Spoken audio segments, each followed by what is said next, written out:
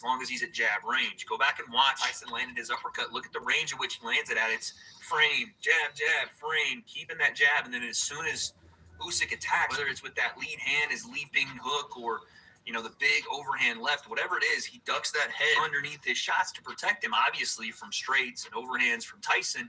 Doesn't protect him from the uppercut. And in that orthodox southpaw matchup, you get that opening for the uppercut almost every single time if a guy is ducking his head into range, just like southpaws have it versus orthodox guys.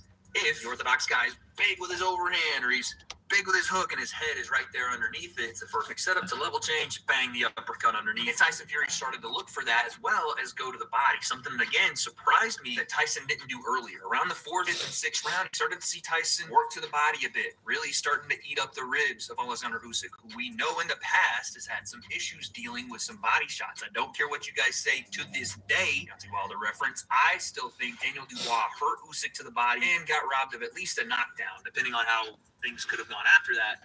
Who knows? But we've seen that issue with Usyk before, and Tyson was looking to pepper those ribs. It really got him back into the swing after I thought Usyk started the fight really well. Was Tyson looking to work the body and then bring the variety, the body shots, pumping the jab out, then back to the body shots, uppercut. He started to have Usyk on a little bit of confusion mode, right? Trying to figure out what was happening on that side, and also not only having to deal with the size and the reach of Usyk, but after dealing with the body shots and then having to protect, because Tyson was starting to become dangerous, not only to the body, but upstairs as well. The right hands, the uppercut was just missing round after round. Usyk had to go more high guard, wasn't really able to get that lead hand out and touch, and get Tyson to react to things so he could set up his attack. This is why Tyson had so much more success in rounds 4 to 7, maybe 8, because he was able to stop a little bit of the forward aggression of Alexander Usyk. I think this is the key to fight number 2, is not having Usyk control the pace of the fight. I know it sounds simple, but it's so crucial for Tyson Fury. If he's on his back foot again in this fight, and the rabbit is turning the gun on Elmer Fudd,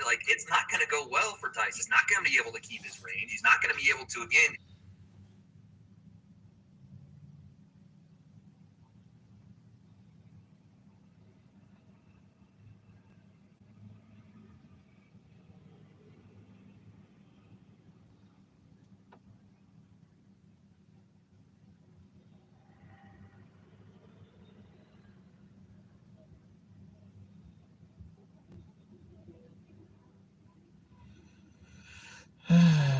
stay and then look for things off of it. It's going to be one shot at a time clinch, or on the back foot, grabbing the ropes, dancing around. I better not see any of that from Tyson Fury, because, again, all it was wasted time, wasted energy. And he wasn't able to get any sort of game plan going until he started being aggressive on the front foot, working the body, and making Usyk protect himself versus Usyk's offensive aggression on the front foot. The biggest part of this, and the biggest shot that we see from Tyson Fury during the fight, is finally, I think it was round 6, boom, uppercut, rocks Usyk, had him on skates. Tyson, again, tried to follow up and get Usyk to the ground, couldn't do so. But you saw what would happen if Tyson could turn the tide and change the way this fight was being fought. The entirety of the setup for the uppercut was off the back foot, but in my opinion, the best way for him to set it up in the second fight is for Tyson to work forward off his jab and make Usyk walk onto it as a counter to what Tyson's doing, not allowing Usyk to eat up his range and throwing the uppercut or throwing the big overhand or the jab or whatever as a means to stop the pressure, but using it as a way to counter as Usyk is trying to stop Tyson's pressure. That's what I think the big difference in this fight could be, if you're in the corner of Tyson Fury and you want to right the wrongs of the last time. And obviously you saw the big change in the fight for what Tyson was doing well. And let's not forget, Tyson was starting to, take this fight and run away with it in the middle part of those rounds. I think you could give him 4 through 7, 4 through 8, depending on how you want to look at it. Usyk was really struggling with Tyson stopping that forward momentum and starting to implement some body shots and then variety upstairs, all the things we talked about, until Tyson got put on the back foot. Again, the place that's the danger zone for Tyson Fury is when he relies strictly on his height and his reach to keep him safe, and his hand placement isn't great defensively after throwing punches and leaving them out, versus a sharp counter puncher and someone that can follow up with combinations like Usyk does.